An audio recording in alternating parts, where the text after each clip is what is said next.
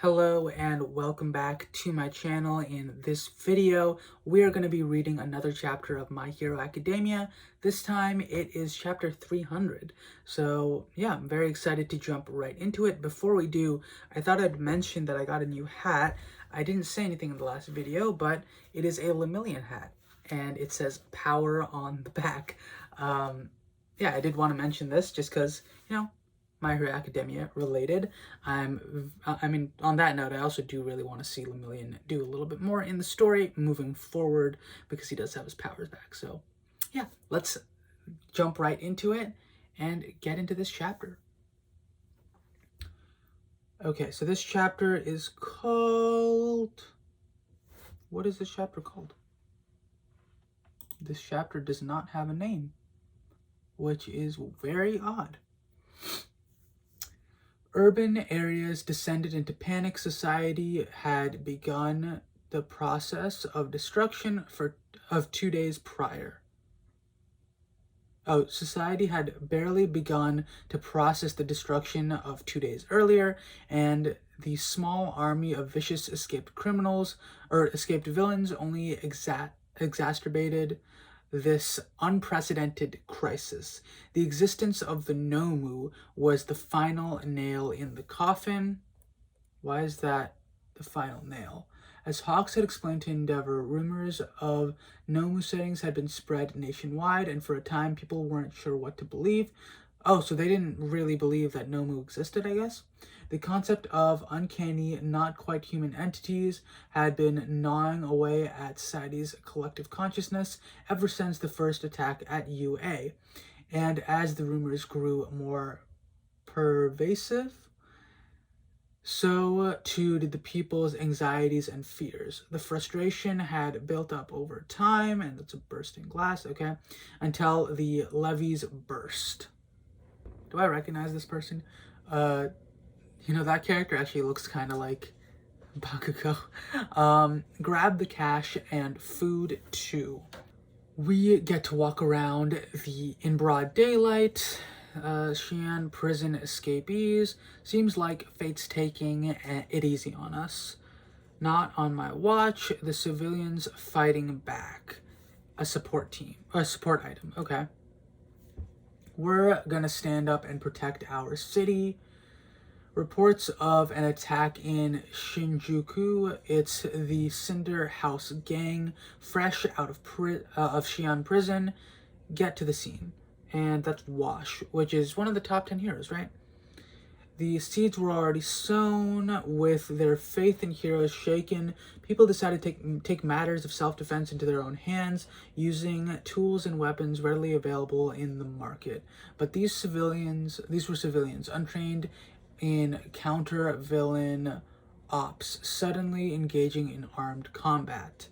The battles were rarely contained and often incurred excessive damage and casualties. Wash. In these 2 days, there were incidents where in just 2 days, these incidents were already a common occurrence nationwide. Too little, too late. Are they attacking? Did someone just throw something at Wash? We were just waiting it out inside since we couldn't leave, but we got caught in the crossfire anyway. Well, Wash, where were you? Let's disinfect those wounds and get you to the hospital. The ranks of heroes began to thin. Of course, why would a hero want to be subjected to this? If they're running late, they get attacked. In light of recent destruction, I see no option but to fall on my own sword and resign. Even heroes of fair renown and talent, including an older one who had plenty of savings from his days as a young hero but had continued to serve regardless. Yes, Yoro Mushi, the number 9 hero, announced his abrupt retirement.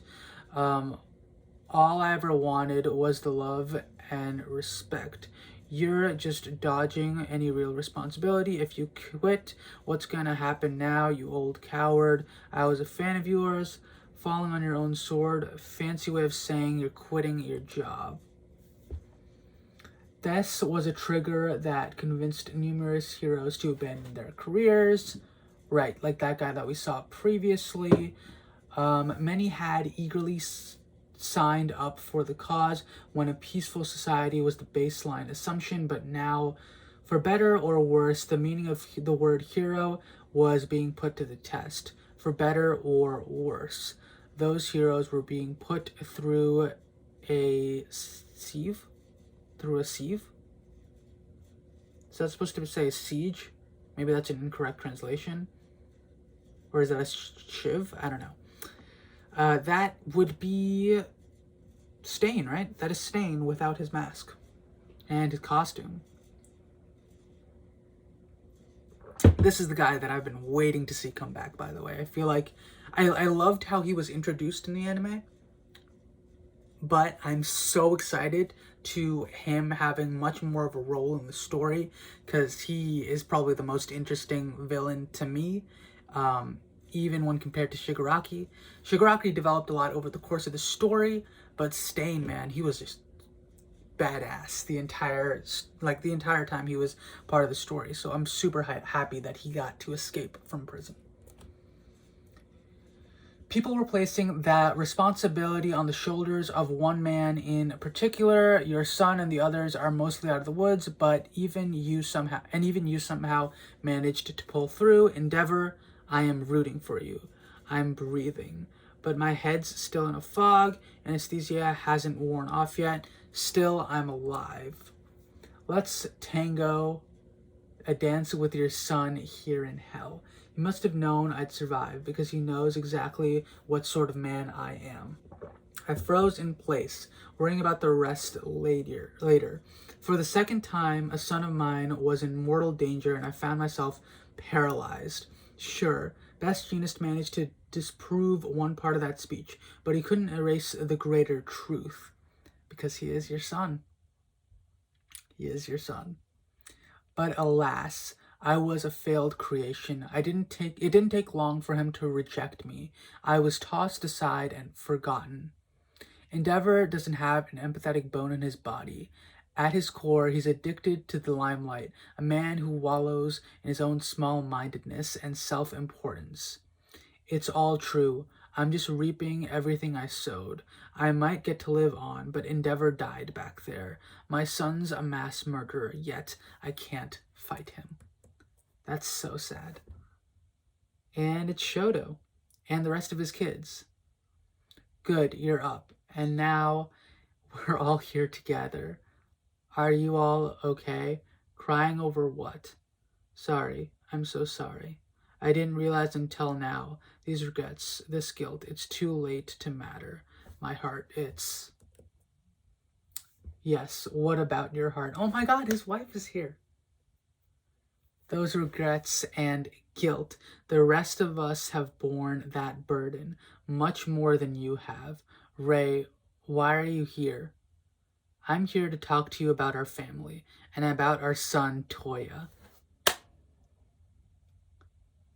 So she didn't go back, it didn't ruin her development over the course of the many years, because she was about to be released, and she's been released despite everything that happened with Dabi. I thought this was going to be a huge reason for a backslide, but that's awesome. I mean, unless this is the same place, right? If this is the same hospital that she was at, which I don't know if that would make sense, unless there's a different ward for patients, mental patients, I guess. I'm very, very excited to see what comes next. This conversation is going to be really, really cool. The Hellish Todoroki Family. The Hellish Todoroki Family, Part 2. That is the title, and that's why they didn't tell us. I have to go, but very, very excited to see what comes next. I really enjoyed this chapter. It was very, very well done. I think it was as good as the last chapter. And yeah, if you liked what you saw here, please let me know in the comments below. I'm super excited to see what comes next. And if you have any thoughts, let me know down below. Did you enjoy this chapter? I will catch you all in the next video. Bye.